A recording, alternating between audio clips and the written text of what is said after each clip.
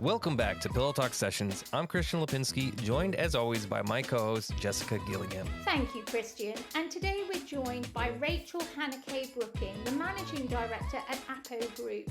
We're going to be chatting to Rachel about the evolving landscape of build to rent and how operators are navigating regulatory changes, service expectations, and that all-important tenant-landlord relationship.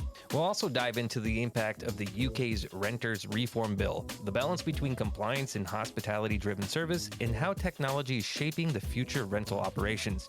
Plus, we'll explore what's next for tenant rights and how operators can stay ahead in a rapidly changing market. Rachel, thank you so much for joining us on Pillow Talk Sessions. It's really good to have you. And if you'd like to begin by giving us a little bit of an introduction, not just to you and your background, but also to APO Group. And one of the things I sort of spotted online is APO is a part of. It is. It stands for a part of. And every time I'm at a meeting and I say, did you know that APO stands for it? Everyone's like, oh, okay. And I think it's really nice because it means very much kind of it supports what we're trying to do in the build to rent industry. And that is to become a part of something that is different to that traditional landlord tenant relationship. Which is exciting. So I'm Rachel Hanniquet-Brooking, and I'm the managing director of APO Group. We're a third-party managing agent, which means that we work on behalf of clients exclusively. Rachel is someone who has had an amazing life, if I say so myself. My father was a ship's captain, so a nautical childhood was mine. And at the age of 7, I was whisked out of Hampshire, and I was brought up in Singapore, America, Australia. And that really did kind of, I think, form my foundations for the result of me actually starting my career in the hotels and hospitality industry. When we first moved to Singapore, I lived in a hotel for 6 months, and I was running around behind the reception desk in the kitchens. I was a bellboy in the lift. I became a part of my life. And so I went to work in hotels, which was fantastic. And I worked in, 5-star resorts. I've worked in business hotels. So I've also kind of seen the different style of service that goes in the hospitality industry. I came back to the UK to try and find myself, to find what home is.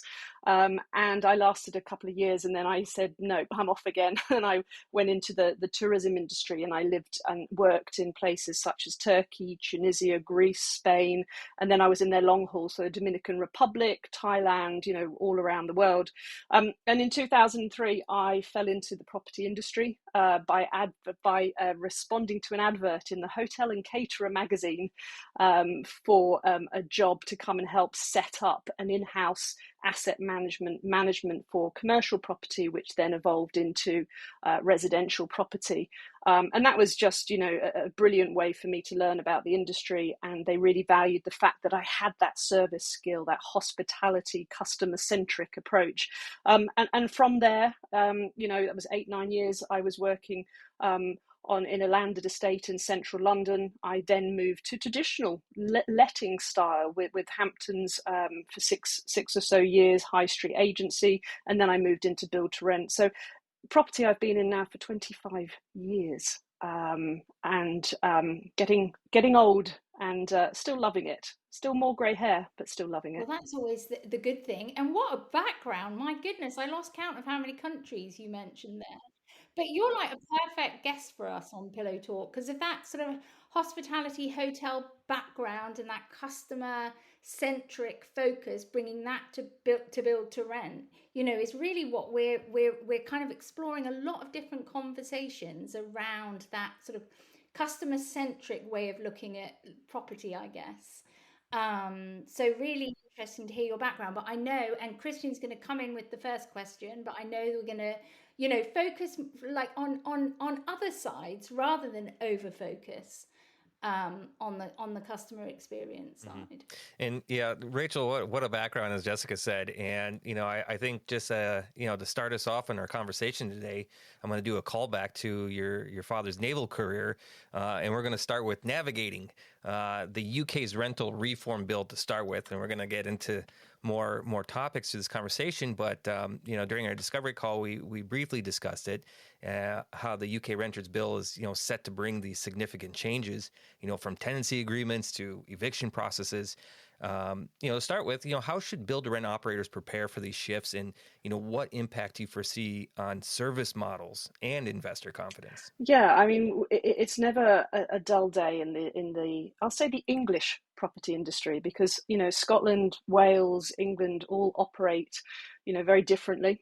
There isn't an alignment with what's happening, and England is the last one to the party. And you always have to acknowledge that these bills are very political led, and as a result of the election and manifesto promises, sometimes the property industry does suffer, and I will get on my soapbox and say that.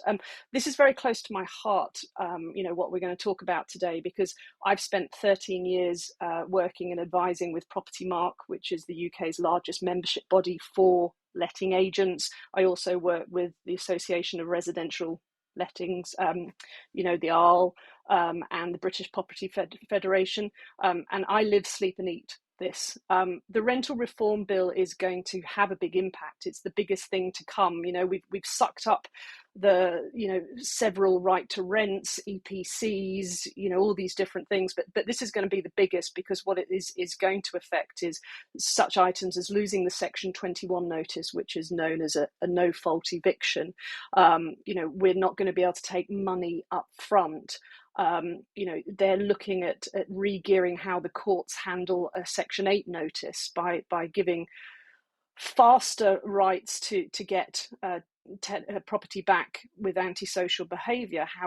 However, they're looking at giving longer time to be able to collect rent arrears. They're going to be setting up an independent ombudsman to invite people to directly complain or stuff about a property that they're living in. I will say that I think that the Renters Reform Bill, used to be the Renters Rights Bill, it's now the Reform Bill, is very much geared to the individual private landlord, which happens a lot in government legislation. They don't kind of see the bigger picture, and build to rent is going to have more of an impact. We are normally, or 100% of the time, a single landlord and a single managing agent, and we have either 50 to 600, 700, 800 properties under one roof. We're not that irresponsible single landlord, and so a lot of this is going to tie up. And I think that where the problems are going to be for us is the student market,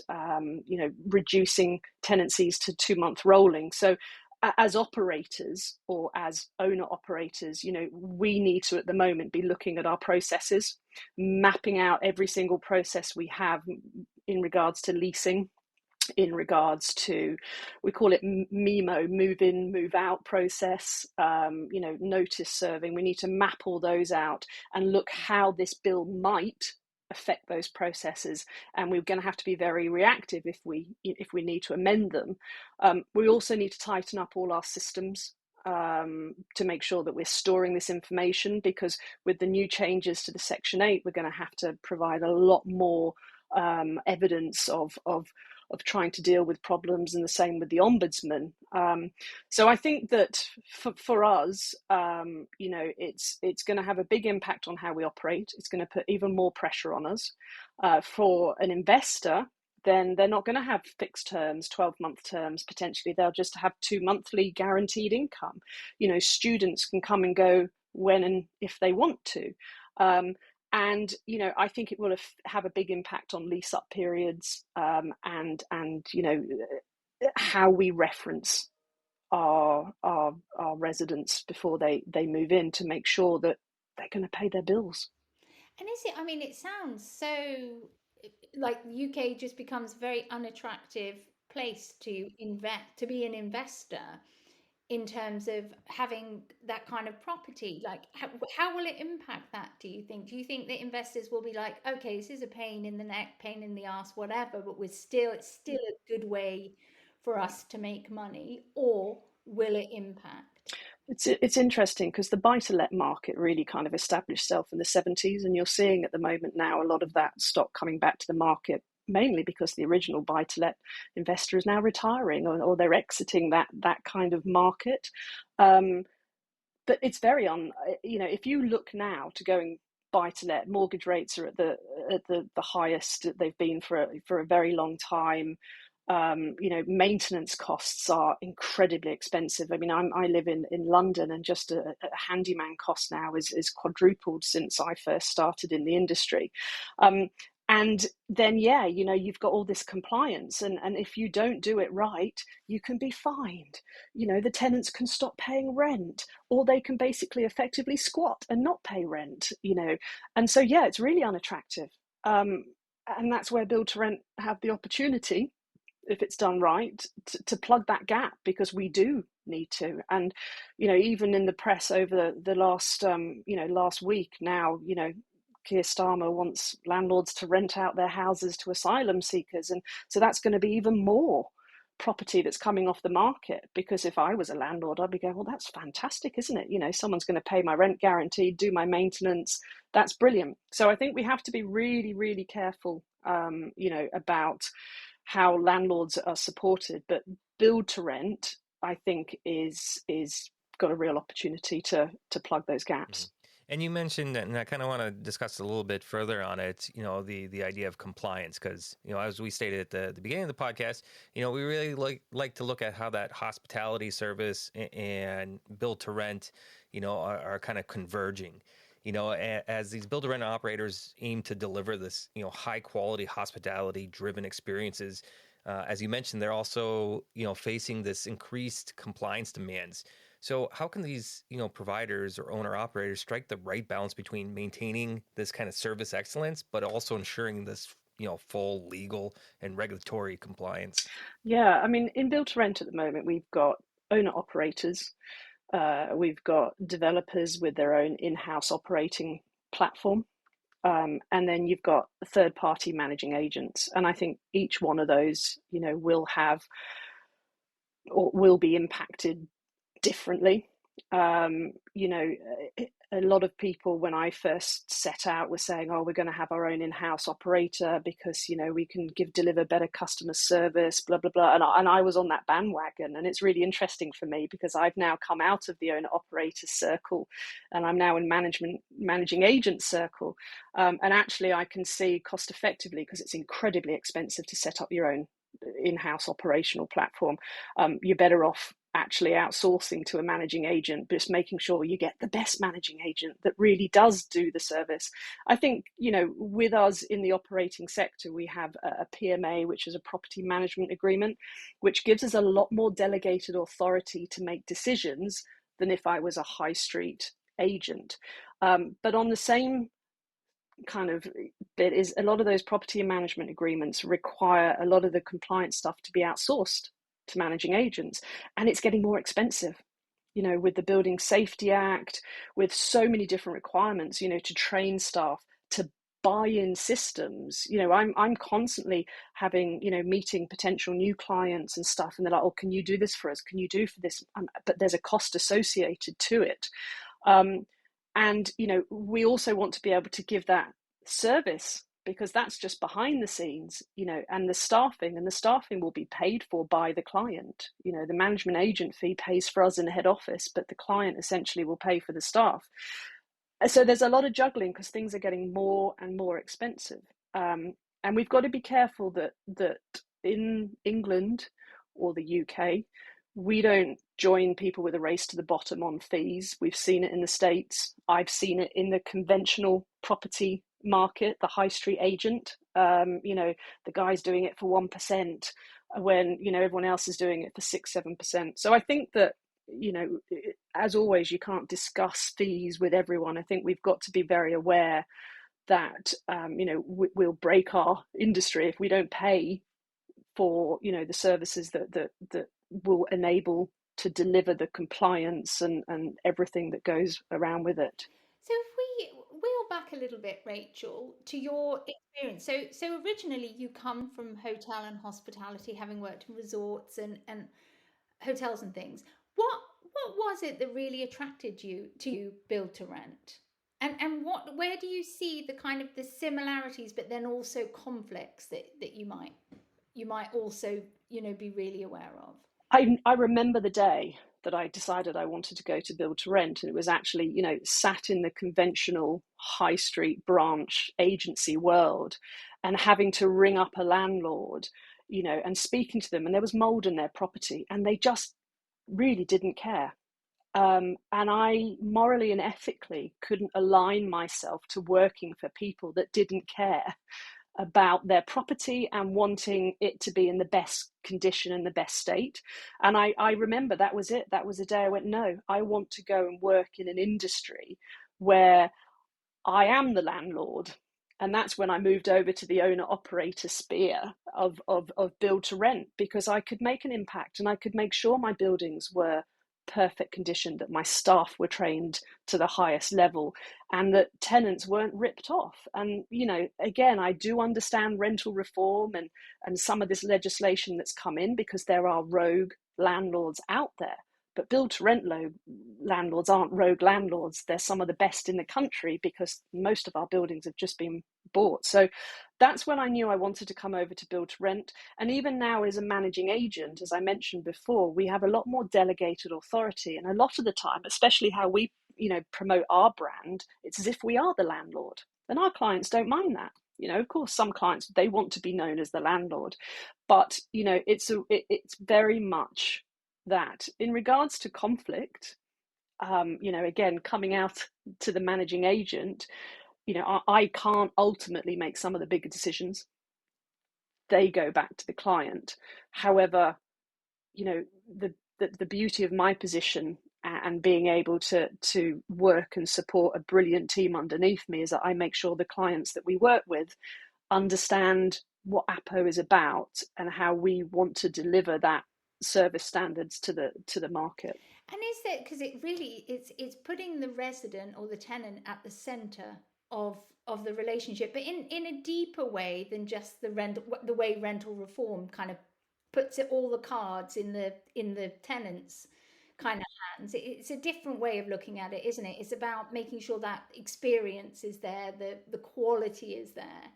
Is there conflict between putting the residents and the tenants experience at the center of the relationship of the property, I guess, and then compliance as well? It is you've got to have those two hats on, don't you? You've got to have that, the compliance, this is the way it should be done, the rules, the regs, all of that. But then there is also, we want this to be as best, the best possible service that we can possibly provide, which feels like it's coming across really strongly from what you're saying, is, that real service of what you're providing is so important. Yeah, absolutely. I mean, again, one of our challenges is that, we know that it will take 6 staff to run a building, but the client will say, no, you can only have 4.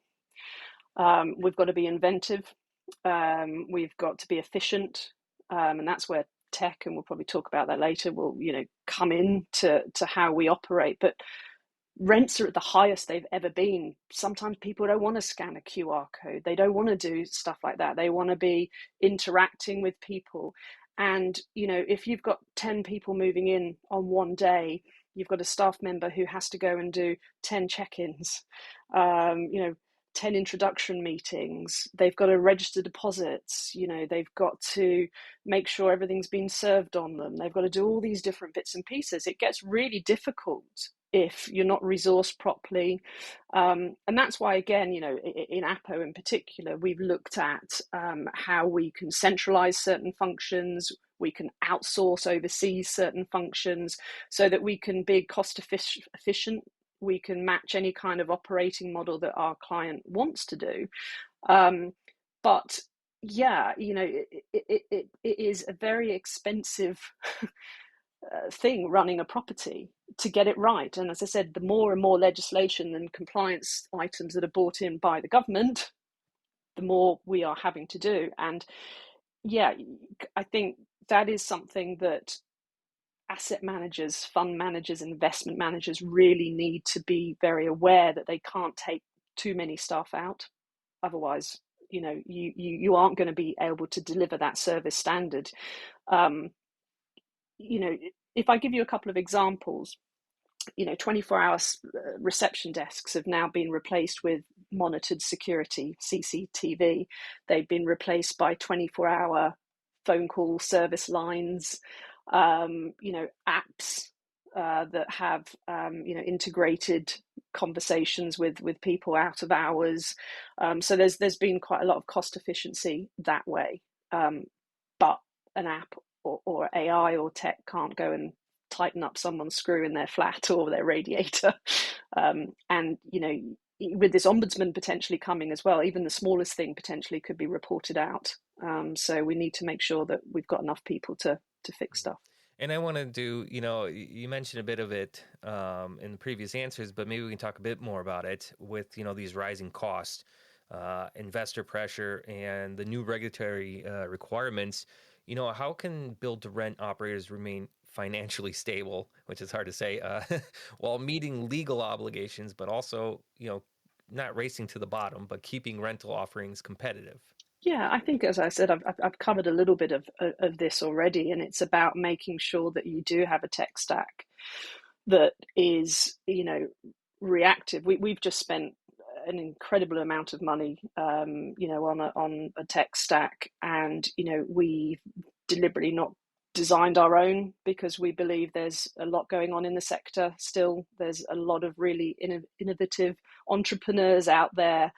And anyone wants to talk to me about any input, come and talk to me, because I'm waiting for that dream package to be created for the build to rent world.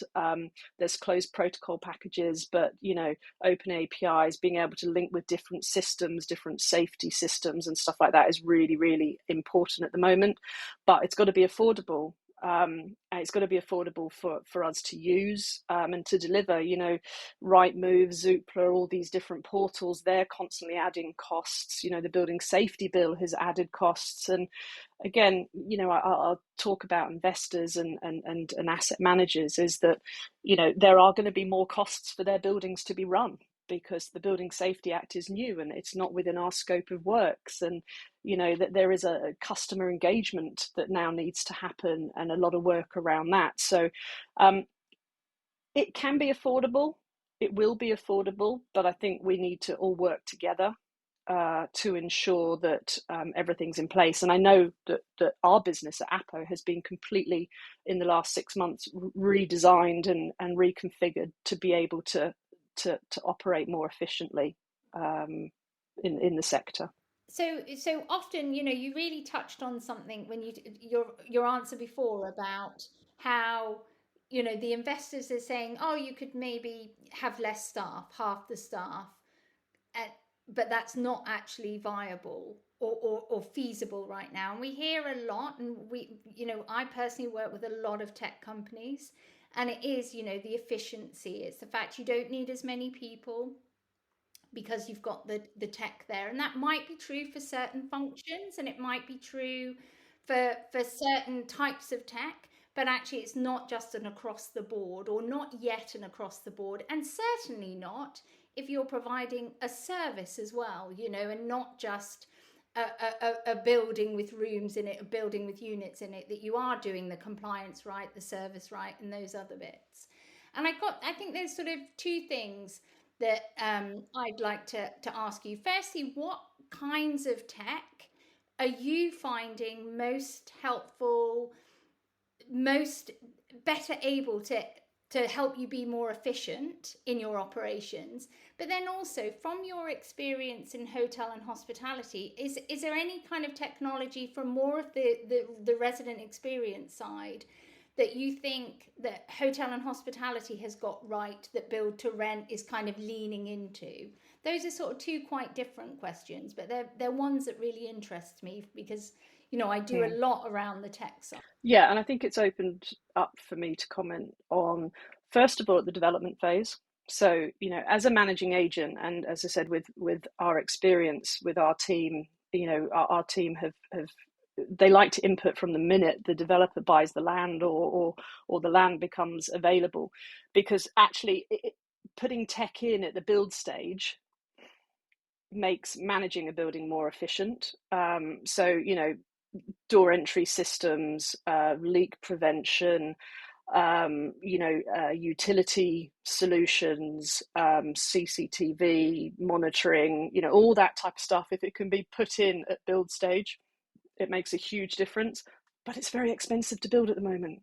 Yeah, you know, and the planning system is in a mess because of the Building Safety Act and the backlog. And although, again, the government have said they want to open this up, you know, our pipeline in build to rent has really slowed down as a result of it. So I know people will value engineer a lot of this stuff out that really should be in, because, you know, I've worked with someone, not in my current role, but I've had to go say to them, give us another £500,000 because we need to go and retrospectively, you know, fit all this kit in.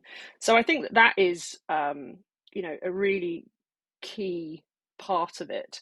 In regards to the general tech that we have, it will be obviously your CRM system and your resident app.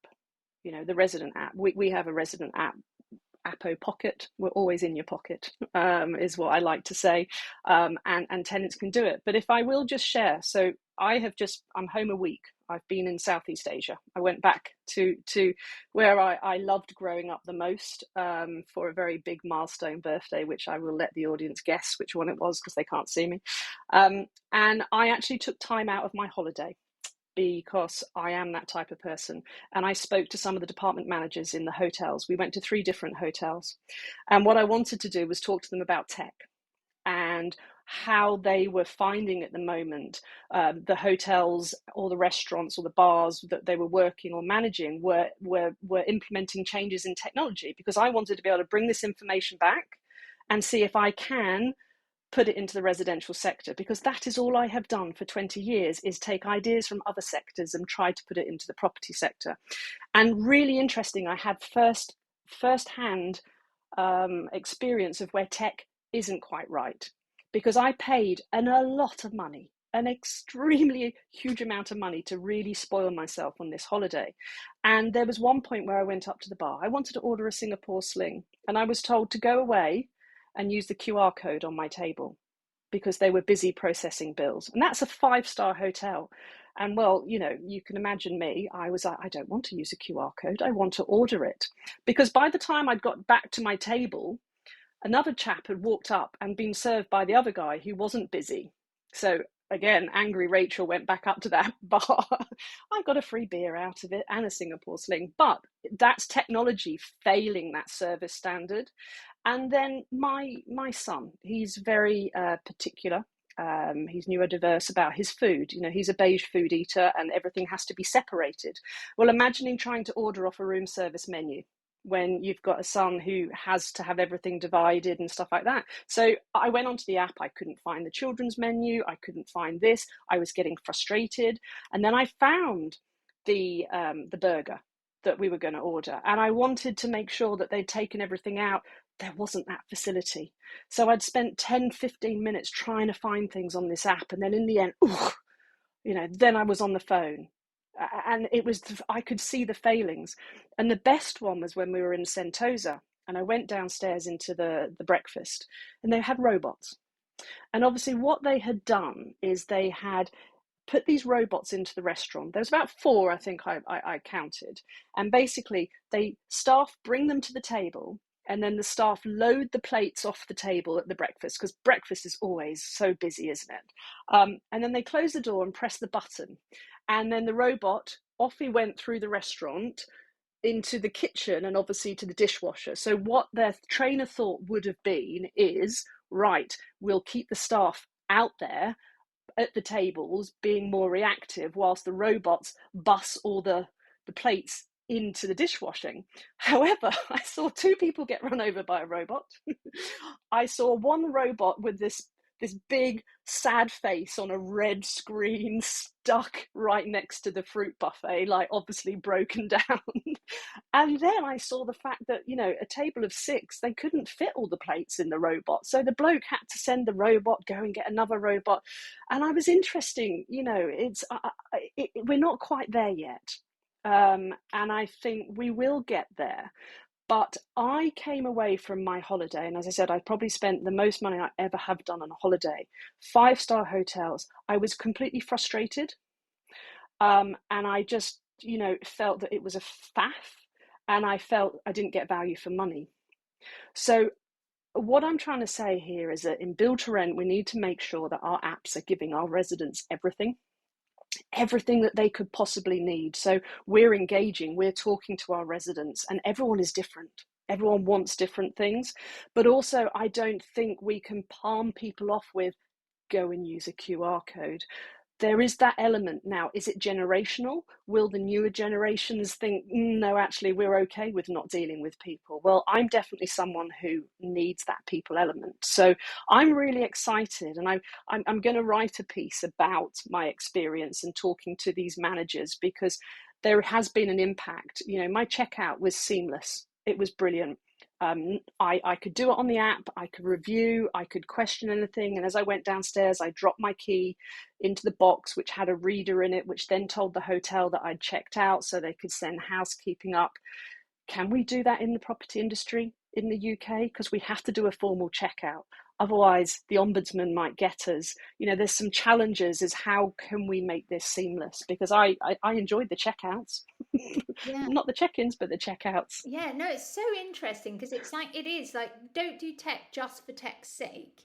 It is, and it's also iterate as well. It's like, yeah, you can trial QR codes only for menus, but if you're not getting the feedback and it's not working with the customers, you've got to get rid of that and think of another solution. And I actually had a similar thing in a hotel in Amsterdam where you could only order room service with the QR code and very limited, and actually couldn't even dial 9, to get reception and room service. Like it was so I ended up going down to the restaurant to eat because just couldn't do that. I've got two things. I'm curious what your son thought of the robots being a child. Like, it's like your dream, isn't it, when you're a child to get served by a robot? But didn't care. Okay. Didn't care a thing. Was more interested in the peacock and the monitor lizard that kept on walking around the breakfast room. I'm very pleased to hear that, because it makes me feel like we've got faith in humanity going forwards then, so that's good.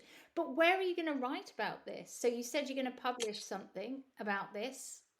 I'd love I made my brother, actually, my younger brother, said to me, so on this milestone birthday, what are you going to do? What are you going to do? And I said two things. Is I want to get back to my cooking because it's my passion, and I trained for a long time in my spare time cooking. But also I want to share some of my experiences because I'm incredibly passionate. And this is why I volunteer so much of my time for compliance and legislation about making people better and making people think things. And also I have had quite a unique upbringing. I have been exposed to so many different people in different countries, and I do believe I'm fairly unique. And so if I can do that, so I'm going to start doing some things on LinkedIn. They might be awful. I don't profess to being the world's best, and I do not want to use ChatGPT. I think it's a brilliant tool, but I want to be me. I want to be real. So yeah, when I get the time between running a brilliant business and a brilliant team and being at UK Reef, and I'm off today, actually this afternoon, to Warwick for a Property Mart meeting, I will put this whole Singapore experience down because I think there's a lot for us to learn on it. Yeah, absolutely. Something I'd like to read into deeper as well, because again, getting tech for tech's sake just never works out. I think we should move on to our final subject today, which is the future of tenant rights and operator responsibilities.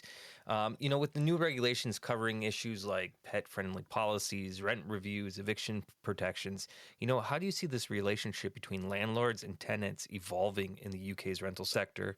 And, what best practices should operators adopt to stay ahead of these changes that are coming up? Yeah, I mean, we can summarize here our conversation about, hotels and service standards is that residents are paying rent and they're paying top rents and they want the best standard. We can go and book an IBIS and know it's going to be really basic and rubbish, but tenants feel that they're paying for the full seasons every single day of the year.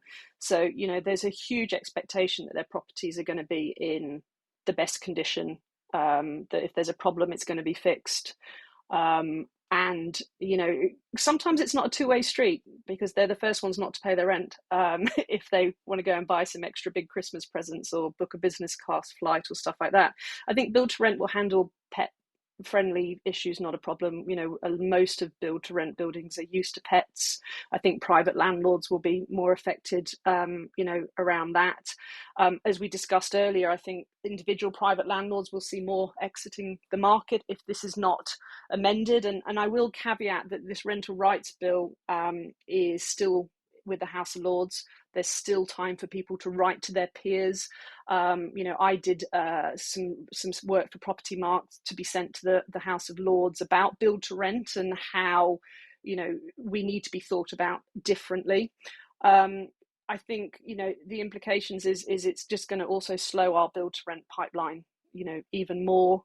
And will it look attractive to investors when tenants can move out every 2 months? I think leasing strategies are going to be, if you're going to give someone 2 weeks rent free or 1 month rent free, how are you going to do that if they can move out after 2 months?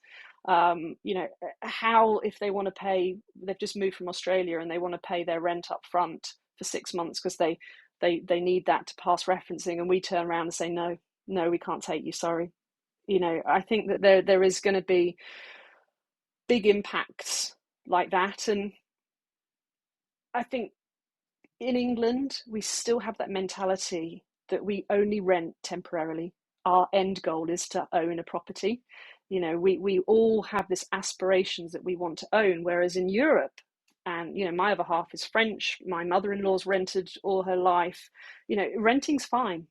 Whereas again, in England, renting is a negative and the landlord's taking all my money. And that's one of the key issues with that landlord-tenant relationship, is that barrier of taking money when they could be spending it on a mortgage. So I think that we still got that challenge where our mindset on renting is not great.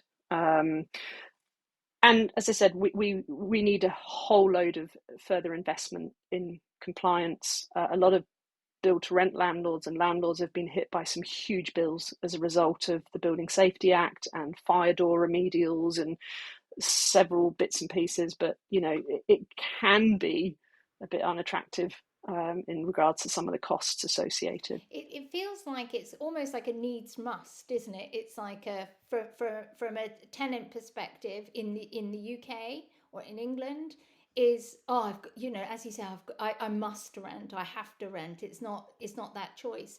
But one thing I'd like to pick up a bit further is that relationship between tenants and landlords, and it's always really combative, isn't it? It's really us and them, and it's quite adversarial.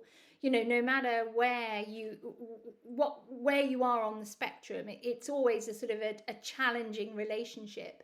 But do you think in build to rent that we've got that opportunity to change that relationship, make the tenant landlord relationship much more collaborative? Because a lot of operators that we've spoken to, including yourself, have communities in the buildings, so that already begins to feel like a much more collaborative relationship than an us and them service provider to customer.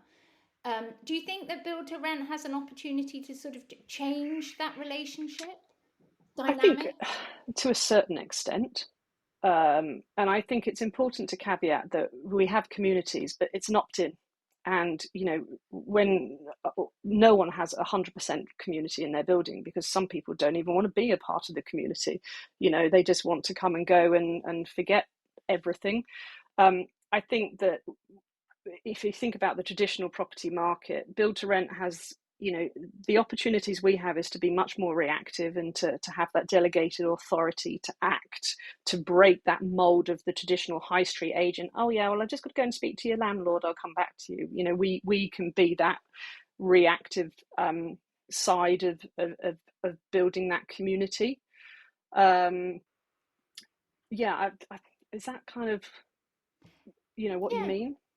I think so. I think that's what I mean. And I think it's, rather than longer term, seeing that relationship as so much conflict in it, because there is, seeing it a much more collaborative relationship going forwards. It's like working together for better outcomes, basically. Yeah, I think one thing for me was I would love tenants, the wider audience, to understand some of the difficulties we have in the property industry. There's an example of one of our tenants really upset that someone from upstairs, we don't know who, is throwing stuff down. It's getting onto their balcony, and it's awful. Some people don't get community living and how they've got to respect others, but I can't do anything. And that's frustrating for us, because if I go and knock on their door and say, excuse me, they're going to turn around and say, oh, well, you've just breached quiet enjoyment, or, why are you knocking on my door? Because of, Landlord and Tenant Act. And if I want to serve them a Section 21 notice, no fault eviction, because it's, behaviour that's unacceptable, it will take 8 months to get to court, probably be thrown out because the judges don't, they go for the big things like, serious rent arrears. And if it's antisocial behaviour, you really need to have got evidence from the police. And we can't call the police. It's got to be the residents that are seeing it, that are hearing it. And so that's my frustration, is sometimes I would love to give really good service and really develop community, but I'm restricted by the government, by the Landlord and Tenant Act, and just exactly what I can do, because I can't just get rid of someone who's bringing the community down. And I think that's something, and my fellow operators will all be able to probably nod in agreement, is that it's very hard for us to remove an element of a community that needs to go. Oh, that's super interesting. And I think, it's something that as technology gets better, these worlds get smaller and closer, and people have access to this information. Doing a podcast series like this also helps kind of spread the word. So on that note, Rachel, really interesting conversation. I think we can talk months and months and months on regulations and compliance, and I think we can do a whole series on it. But for today's episode, we got to wrap up. So anything coming up at Apple Group for our audience to know about, or if they're interested in finding out more, where can they go? Yeah, well, I'm going to be in Leeds in a couple of weeks' time, 3 weeks' time, up at UK Reef. I'm on a couple of panels on the Wednesday. I'd love anyone to, drop me a line, or if they listen to this well after that, then, I'm always wanting to speak to, anyone that would love to have APO as their managing agent, or also just to give some general advice. And same for anyone working in the industry who's looking for some mentor advice or stuff like that. We've got our second phase of our Birmingham scheme opening up soon, so we're busy mobilising and getting that ready for the market. Brilliant. Thank you, Rachel, and good luck with Birmingham, and thank you very much for giving your time and your insights with Pillow Talk sessions. Thank you. And that wraps it up for us today. So thank you guys so much for joining us on this episode of Pillow Talk Sessions. To stay connected and catch every new episode, do us a favor and head over to pillowtalksessions.com to subscribe. And be sure to follow us on LinkedIn for more insights and interviews with leaders who are shaping the future of hospitality, multifamily living, and community-driven spaces. Thanks again for tuning in, and we'll see you next time on Pillow Talk Sessions.